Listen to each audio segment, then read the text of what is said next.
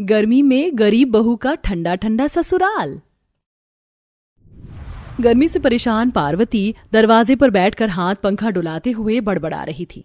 कसम से इस निगोड़ी गर्मी के मौसम ने तो नाक में दम करके रख दिया। आज तो पेड़ पौधों में भी हलचल नहीं है कि पसीना सूखे। पार्वती, तब से तुम खुद को हाँक रही हो पंखा। यहाँ मैं पसीने में तरबतर हो गया है। पंखा दो मुझे। जब देखो क्यों बचर बचर करने लगते हो बुढ़ऊ। ये पंखा मैंने अपने हाथ से बिना है। तुमको हवा खानी तो जाकर बाजार से खरीद ले आओ।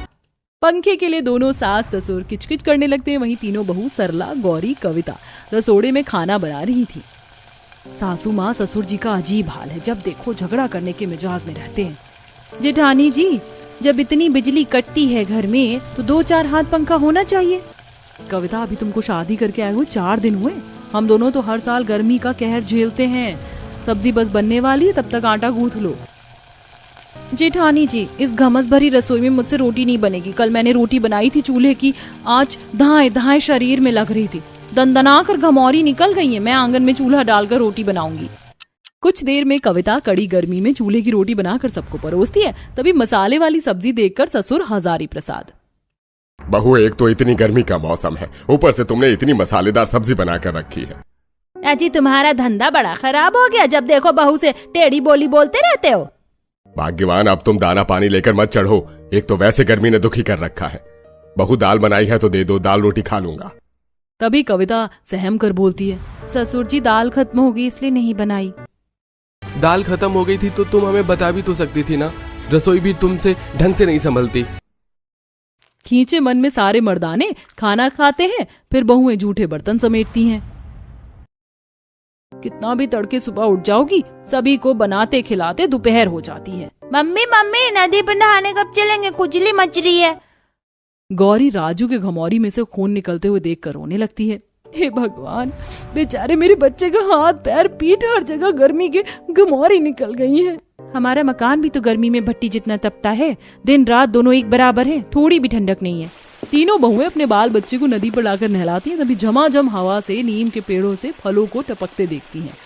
ये तो नीम के फल हैं। कुछ दिनों पहले तक कितने कच्चे थे, लेकिन अब पक गए। जेठानी जी, ये बहुत लाभकारी होते हैं। इसे खाने से फोड़े फुंसी नहीं निकलते। कविता उन सारे फलों को चुन लेती है और कुछ नीम की टहनी तोड़कर घर लाकर सिलवट्टे पर पीस कर लगाती है कि अगले दिन, माँ देखो, मेरी सारी घमौरी छूट गई और खुजली भी नहीं हो रही। सचमुच देवरानी जी, तुम्हारा देसी नुस्खा तो बिल्कुल रामबाण इलाज निकला। बच्चों की सारी घमौरी छूमंतर हो गई। तभी पसीने में लथपथ तीनों के पति बिस्तर से उठ जाते हैं। तुम तीनों दिन भर घर में रहकर करती क्या हो? कितनी दफा बोल दिया है ये दरी वाला बिछौना हटा दो। कितनी गर्मी पैदा करता है। थोड़ी भी ठंडक नहीं है, चुभन होती है, चैन की नींद नहीं पड़ती है। हम बहुएं तो जैसे आप मर्दों की आंखों में खटकती हैं। घर में भी काम काज होते हैं, घर में रहकर हम झक नहीं मारती हैं। बेटे बहू को झगड़ा करते देखकर पार्वती माथा पीट लेती है। हे भगवान, नरेश तो क्यों बहू से झगड़ रहा है? वो बेचारी भी दूसरा बिछौना कहाँ से लाकर बिछाए? ये तो तुम तीनों की जिम्मेदारी थी कि घर में बिछौना खरीद कर लाओ। ये तो इन्होंने जाड़े में जूट से बिस्तर सिला था जो सो रहे हो। गर्मी से भड़क कर तीनों भाई बगैर खाए पिए ही काम पर चले जाते हैं। वहीं बहुएं कड़ी धूप में ईंधन बटोरने जंगल में आती हैं। धूप के चलते हरे भरे पेड़ों की हरियाली तो जैसे खत्म हो गई है। ऐसा लग रहा है कि पतझड़ का मौसम चालू हो गया। कितने पत्ते झड़ रहे हैं। मगर जेठानी जी, धूप लगकर ये पत्ता सूखकर एकदम करारा हो गया। इसकी आंच कितनी अच्छी लहकती है। मगर गौरी, इस गर्मी ने मौसम की ठंडक तो छीन ली है ना। तपती गर्मी में बहुएं सूखे पत्ते बटोर रही होती हैं। तभी ठंडी हवा चलने लगती है और हरी हरी घास पर वो बैठ जाती हैं। आहा जेठानी जी, इतनी गर्मी में भी घास कितनी ठंडक भरी है। बिस्तर डालने की भी जरूरत नहीं है, इस घास पर ही मीठी नींद पड़ जाएगी। कविता की बात सुनकर सरला को घास से बिस्तर बनाने का जुगाड़ सूझता है। घास जमीन के अंदर से नमी सोखता है, इसीलिए भीषण गर्मी में भी हरा भरा रहता है। और ये घास कितनी नरम मुलायम है। इस घास से हम कितनी चीज बना सकते हैं, जैसे कि बिस्तर, पंखा, चटाई, झाड़ू वगैरह। तीनों बहू सारे घास को उखाड़ कर घर लाती हैं और दिन भर लग कर बिस्तर तकिया तैयार करती हैं। बहुएं सबको खाना परोसती हैं। आज तो हम सब नई नई चटाई पर बैठकर खाना खाएंगे। अच्छा, तो बहुओं ने भोजन करने के लिए घास की चटाई बुनी है, तभी ठंडा ठंडा लग रहा है। खाने के बाद पूरा परिवार घास के ठंडे ठंडे बिस्तर पर मीठी नींद सोते हैं अगली सुबह। बहू, पहले तो गुदड़ी के बिस्तर पर बड़ी गर्मी मचती थी, लेकिन तुमने जो घास का बिस्तर बनाया, रात में पंखा करने की भी जरूरत नहीं पड़ी, खूब अच्छे से नींद पड़ी। जुग जुग जियो मेरी जुगाड़ू बहू। बहू के जुगाड़ से थोड़े दिन घर में ठंडक रहती है, लेकिन कुछ दिनों में गर्मी का तापमान बहुत ज्यादा बढ़ जाता है, जिससे दिन रात घर की छत, दीवार, भट्टी जितनी तपती है। ये भगवान, घर में तो जैसे दम घोटने वाली गर्मी पड़ रही है, ईंट भट्टी जितनी तपिश रहे। घर के अंदर घमासान गर्मी मचने के चलते पूरा परिवार अब खाना पीना आंगन में करता है, लेकिन वहाँ भी गर्म गर्म लू लगती है। इस गर्मी के मौसम ने तो हम गरीबों का जीना दूभर कर दिया है। सारा दिन फैक्ट्री में गर्मी में तपो, घर आकर भी राहत की सांस नहीं है। कोई बात नहीं, आप सब लोग सो जाइए, हम ठंडी ठंडी हवा करते हैं।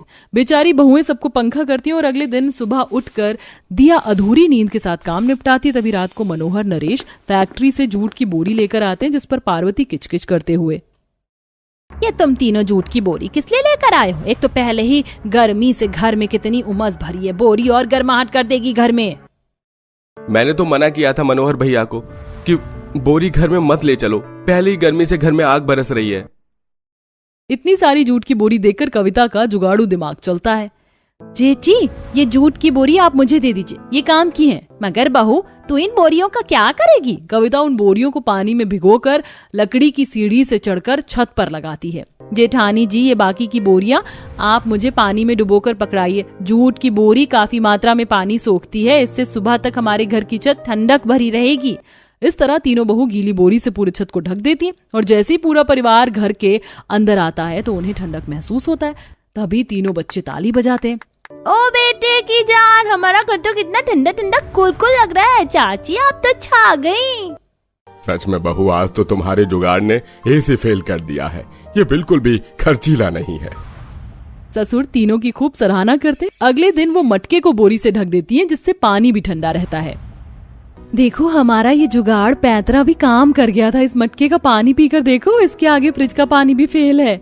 दोनों बहू ग्लास भरकर पानी पीती हैं, जो कि बर्फ जितना ठंडा था।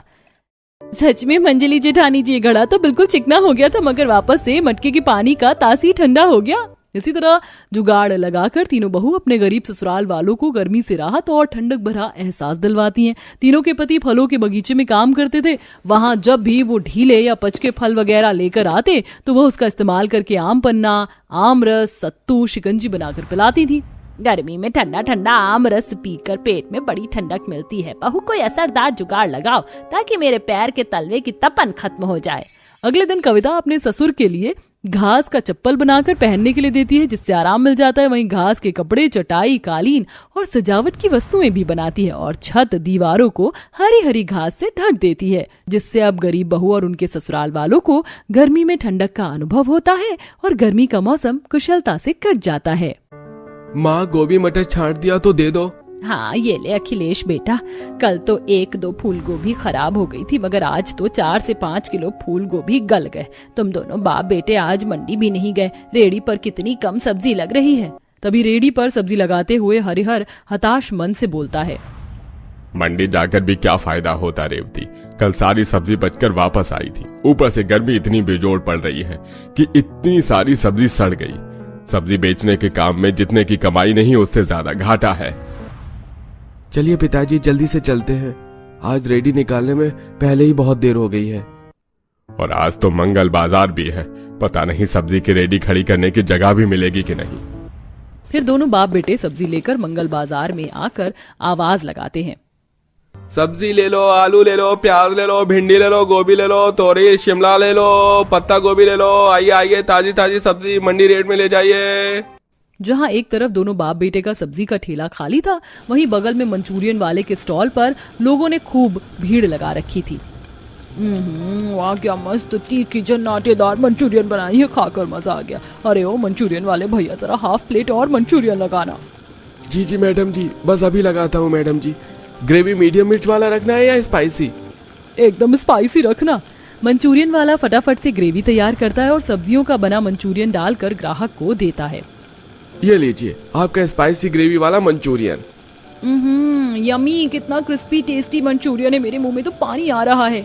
कस्टमर फटाफट से मंचूरियन खत्म कर देती है। भैया, कितने पैसे बन गए?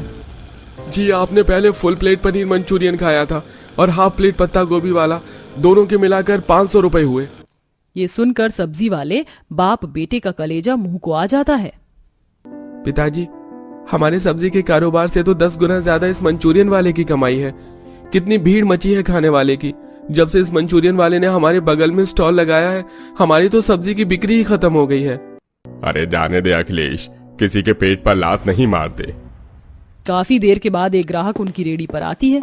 अरे सब्जी वाले, ये फूल गोभी गाजर मटर कैसे दिए? 20 रुपए पाव, 1 किलो 60 रुपए की लग जाएगी। अरे भाई साहब, आपकी तो सब्जी भी ताजी नहीं है, सारी सब्जी बासी है। 40 रुपए किलो लगा दो तो ले लूंगी। अच्छा ठीक है बहन जी, ले लीजिए। हरिहर सब्जी तौल कर दे देता है। तभी अखिलेश, पिताजी आपने 40 रुपए किलो में गोभी मटर गाजर बेच दिया।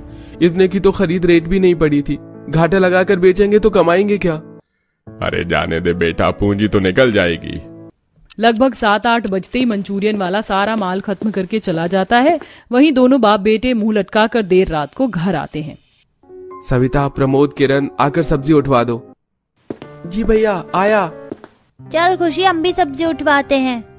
बाबूजी, अखिलेश जी, आज तो मंगल बाजार था ना। पहले तो मंगल बाजार में सब्जी की लूट मच जाती थी और आज सब्जी बचकर आई है। सविता, तुम्हें पता तो है बाजार में खाने पीने की चीज इतनी ज्यादा बिकती है कि लोग हरी भरी सब्जी कहाँ खरीदते हैं। कोई बात नहीं अखिलेश, तू उदास मत हो। भगवान की दया से 2 टाइम की रोटी तो खा रहा है हमारा परिवार। कुछ देर बाद, अरे बहू जल्दी से खाना ले आ, बड़ी जोर से भूख लगी है। ये लीजिए बाबूजी। किस चीज की तरकारी बनाई है आज? तरीदार आलू गोभी और रोटी बनाई है। जी मार कर घर के मर्दाना खाने लगते हैं। तभी हरिहर खिसिया कर कहते हैं, बहू मेरा पेट भर गया, हटा दे थाली। पर बाबूजी, आपने ढंग से खाया नहीं। सब्जी अच्छी नहीं बनी क्या? अरे किसी कर्म की सब्जी नहीं बनी है। इतना पानी वाली तरी लगाने की क्या जरूरत थी? भात के साथ थोड़ी खाना था, रोटी के साथ खाना था। सूखी आलू गोभी बना देती ना। अरे रहने दो पिताजी, इन औरतों को मतलब ही क्या है, मर्द खाएं या न खाएं, कभी कुछ अच्छा चटक मटक सब्जी बना लिया करो। हाँ हाँ, जैसे कि तुम दोनों बाप बेटे बड़ी ताजी सब्जी निकाल कर देते हो ना उस बेचारी को। रोज खराब सब्जी निकाल कर देते हो और चढ़ बैठते हो उस बेचारी पर। अरे ओ लड़किन लोग आई, तुम क्यों किचकिच मचा रही हो? मर्द दिन भर घर से बाहर मेहनत भी करे और अच्छा खाना भी न मांगे। माँ, पिताजी, आप दोनों चुप हो जाइए, झगड़िए मत। कहते हैं ना, हर गरीब परिवार में सारी फसाद की जड़ पैसे की किल्लत होती है। इस परिवार में भी ऐसे ही हालात पैदा थे, जिसमें 2 टाइम की रोटी सब्जी के अलावा परिवार में कभी कुछ अच्छा नहीं बनता था। इसी तरह समय गुजरता है। जहां मंचूरियन वाले का स्टॉल अच्छा खासा चल रहा था, वहीं बाप बेटे की सब्जी की बिक्री कम थी। एक शाम गली में मंचूरियन वाला आता है। आ जाओ प्यारे प्यारे बच्चों, आ जाओ। पनीर मंचूरियन, गोभी मंचूरियन, पत्ता गोभी, सोयाबीन मंचूरियन खा लो। तभी अमीर पड़ोसन मंजुलता पोते को लेके आती है। अरे ओ मंचूरियन वाले भैया, तू तो ईद का चांद हो गया, बड़े दिनों बाद हमारे मोहल्ले के चक्कर लगाया है। अरे आंटी जी, आपके मोहल्ले में केवल आपके परिवार में तो मंचूरियन खाते हैं, बाकी कोई तो खरीदता नहीं। अरे भैया, सबके बस की थोड़ी ना है, इतने महंगे मंचूरियन खरीद कर खा लेंगे। ये सारे के सारे मिडिल क्लास गरीब लोग रहते हैं। ऐसा बोलकर मंजुलता अपने गरीब सब्जी वाले पड़ोसियों को ताना मारती है। दादी, मुझको चिकन मटन और पनीर वाले तीनों मंचूरियन खाना है। हाँ हाँ मेरे लाडले पोते, तेरा जो मन पसंद हो वो मंचूरियन खा ले। दोनों घमंडी दादी पोते मंचूरियन खाने लगते हैं, जिससे गरीब परिवार वालों का मन ललचा रहा था। तभी खुशी मोनू जिद पकड़ लेते हैं। पापा पापा, मुझको भी चिकन वाला पनीर वाला मंचूरियन खाना, 10 रुपए दे दो ना। बेटा, मंचूरियन 10 रुपए का नहीं आता, जाओ रोटी सब्जी खा लो, पैसे नहीं है। इस पर छोटा सा मोनू मुंह फुलाकर रोने लगता है। नहीं नहीं, मुझको मंचूरियन खाना है तो खाना है। पोते को मंचूरियन खाने के लिए रोते देखकर ससुर का दिल पिघल जाता है और वो पैसे के गल्ले में से 10 रुपए दे देता है। जा जाकर दोनों भाई बहन खा लो मंचूरियन। चल मोनू, मंचूरियन खरीदते हैं। अंकल अंकल, हमको भी फुल प्लेट पनीर वाला मंचूरियन दे दो। तभी घमंडी मंचूरियन वाला बच्चों के हाथ में 10 रुपए देखकर दुत्कार कर भगा देता है। अरे ओ छोकरे, चल भाग यहाँ से। बड़ा आया 10 रुपए में पनीर मंचूरियन खाने। एक मंचूरियन का पीस 20 रुपए का है। मंचूरियन वाले का रवैया देखकर गरीब परिवार वालों की आंखें भर आईं। अच्छा सविता, हम सब्जी बेचने जा रहे हैं। अजी रात में बनाने के लिए सब्जी तो निकाल दीजिए। ये पत्ता गोभी, शिमला मिर्च, गाजर निकाल दिया है, गर्मी से खराब हो गया था, छांट कर बना लेना। लाचार मन से सविता सब्जी अंदर ले आती है। भाभी, आज तो काफी ज्यादा मात्रा में सब्जी निकली है, आधा ही बना लेते हैं। तभी इन सारी शिमला, गाजर, गोभी देखकर सविता को जुगाड़ आता है। किरण, तुम इन गाजर, पत्ता गोभी को कद्दूकस करो, मैं अभी आई। इतना कहकर सविता किराने की दुकान पर आती है, जहाँ से वो थोड़ा मैदा, कॉर्नफ्लोर और मसाले खरीद कर घर ले आती है। तभी सास उम्मीद लगाकर पूछती है, क्या बात है बहू, ये सब्जी कद्दूकस किस लिए करवा रही है? कुछ खास बनाएगी आज? माँ जी, आज मैं सबके लिए सब्जी वाला मंचूरियन बना रही हूँ। सविता कद्दूकस सब्जी में बाकी सामग्री मिलाकर मंचूरियन का बाउल बनाकर बढ़िया तल लेती है और गाढ़ी ग्रेवी बनाकर स्वादिष्ट सब्जी का मंचूरियन बनाती है, जिसकी खुशबू पूरे घर में फैल जाती है। तभी ससुर पति भी सब्जी बेचकर आ जाते हैं। क्या बात है, आज तो हमारे घर में से होटल जैसे खाने की खुशबू आ रही है। क्या बनाया है बहू? बाबूजी, आज भाभी ने सबके लिए सब्जी वाला मंचूरियन बनाया है। चलो अच्छा है, आज सूखी सब्जी रोटी से पेट नहीं भरना पड़ेगा। आज सब्जी वाला मंचूरियन खाने को मिलेगा। अरे मेरी तो जीभ लपलपा रही है। ला बहू, जल्दी से परोस दे। अरे बुढ़ऊ, पहले जाकर हाथ मुंह तो धो लो। बस अभी धोकर आया। अरे बहू, मेरी मंचूरियन बचा के रखना। ससुर की मंचूरियन खाने की उतावली मचाते देखकर पूरा परिवार ठहाके मारकर हंस पड़ते हैं। फिर बहू पूरे गरीब परिवार को गरम गरम सब्जी वाला स्वादिष्ट मंचूरियन परोसती है। गर्मा गर्म सब्जी वाला मंचूरियन हाजिर है, खाइए सब लोग। तभी दोनों बच्चे खुशी और मोनू बोलते हैं, आज तो खाना खाने में बड़ा मजा आने वाला है, खुशी है ना? हाँ भैया, आज तो मैं पेट भरकर मंचूरियन खाऊंगी। पूरा परिवार खाना चालू करते हैं। मंचूरियन इतना गाढ़ा और स्वादिष्ट था कि सब उंगली चाटते रह जाते हैं। क्या बात है सविता भाभी, मैं तो आपका फैन हो गया। ये सब्जी वाला मंचूरियन तो बड़ा मस्त बना है, कसम से। सच में बहू, तूने तो होटल फेल कर दिया। मुझको नहीं मालूम था ये मंचूरियन खाने में इतना चटक मटक लगता है। मेरा तो मन तर गया इतना स्वादिष्ट मंचूरियन खाकर। अरे भाग्यवान, हमारे बगल में भी मंचूरियन वाला लगाता है। खूब बिक्री होती है उसकी। 2-3 घंटे में ही सारा माल बेचकर चला जाता है। अपने ससुर की बात सुनकर सविता कहती है, माँ जी, बाबूजी, मैं सोच रही थी कि घर के बाहर ही मैं भी सब्जी के मंचूरियन का स्टॉल लगा लूं, क्योंकि बाबूजी और अखिलेश जी की सब्जी का कारोबार खास नहीं चल रहा। घर का खर्च कितनी मुश्किल से निकल पाता है। मंचूरियन बेचकर 4 पैसे घर में आएंगे तो काम आएंगे कल को। पूरा परिवार सविता के विचार पर रजामंदी देता है और अब सास, बहू, ननद तीनों मिलजुल कर सब्जी मंचूरियन का स्टॉल चलाती हैं और मर्द ताजी सब्जी बेचते हैं, जिससे 2 पैसे की बचत भी हो पाती है।